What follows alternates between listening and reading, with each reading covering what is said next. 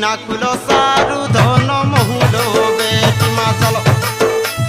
ডাটি কিরি পিনাকুলো Saroo